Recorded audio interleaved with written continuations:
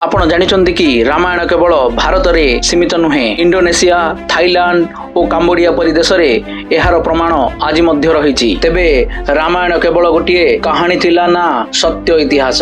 ଆସନ୍ତୁ ଏହାକୁ ଜାଣିବା।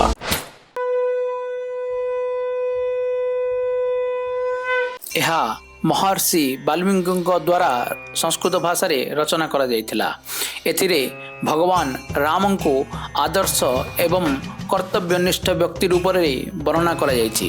ଭାରତରେ ରାମନବମୀ, ଦଶହରା ଏବଂ ଦୀପାବଳି ଉତ୍ସବ ପାଳନ କରାଯାଏ। ରାମ ମନ୍ଦିର ଏହାର ଜ୍ୱଳନ୍ତ ଉଦାହରଣ। ନେପାଳରେ ଆଦିକବି ଭାନୁଭକ୍ତେ ରାମାୟଣ ନେପାଳୀ ଭାଷାରେ ପ୍ରସିଦ୍ଧ। ଜନକପୁରରେ ଜାନକୀ ମନ୍ଦିର ନାମରେ ଏକ ବିରାଟ ମନ୍ଦିର ଅଛି। ଏହା ସୀତାମାତାଙ୍କ ଜନ୍ମସ୍ଥାନ ଭାବେ ବିଶ୍ୱାସ କରାଯାଏ। ନେପାଳରେ ସବୁଠାରୁ ଲୋକପ୍ରିୟ ପର୍ବ ହେଉଛି ବିବାହ ପଞ୍ଚମୀ।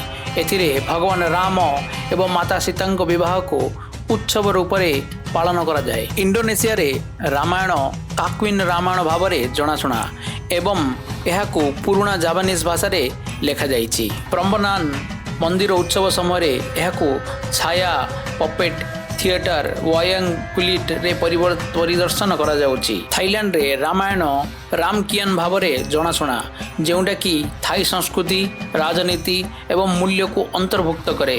ଏଥିରେ ହନୁମାନଙ୍କୁ ଏକ ରୋମାଣ୍ଟିକ୍ ହିରୋ ଭାବରେ ଚିତ୍ରିତ କରାଯାଇଛି। ସେହିପରି ରାମାୟଣର ଏକ ଆକର୍ଷଣୀୟ ଆଡାପ୍ଟେସନ୍ ହେଉଛି କାମ୍ବୋଡିଆ ରିମକର, ଯେଉଁଟାକି ଖେମର ସଂସ୍କୃତି ଏବଂ ଭାରତୀୟ ପରମ୍ପରା ସହିତ ମିଶିକି ଅଛି। କାହାଣୀଗୁଡ଼ିକୁ ଶାସ୍ତ୍ରୀୟ ନୃତ୍ୟ, ନାଟକ ଏବଂ ମନ୍ଦିର କାରୁକାର୍ଯ୍ୟରେ ଚିତ୍ରିତ କରାଯାଇଛି, ଯେପରିକି ଅଙ୍କୋର ୱାଟ। ସେହିପରି ଲାଓସ୍ ରାମାୟଣର ନାଁ ହେଉଛି ଦ ଫ୍ରା ଲାକ୍ ଫ୍ରା ରାମ। ଦୁଇ ପ୍ରମୁଖ ଚରିତ୍ର ଫ୍ରା ଲାକ୍ କିମ୍ବା ଲକ୍ଷ୍ମଣ ଭାଇ ଏବଂ ଫ୍ରା ରାମ କିମ୍ବା ରାମଙ୍କ ନାମରେ ନାମିତ ହୋଇଛି।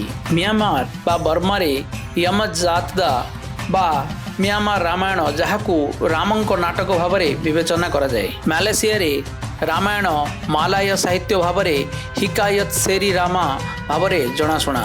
ମୁଖ୍ୟ କାହାଣୀଟି ମୂଳ ସଂସ୍କୃତ ସଂସ୍କରଣ ପରି ସମାନ ରହିଛି, କିନ୍ତୁ ଏହାର କିଛି ଦିଗକୁ ସ୍ଥାନୀୟ ପ୍ରସଙ୍ଗରେ ସାମାନ୍ୟ ପରିବର୍ତ୍ତନ କରାଯାଇଥିଲା, ଯେପରିକି ନାମର ବନାନ ଏବଂ ଉଚ୍ଚାରଣ।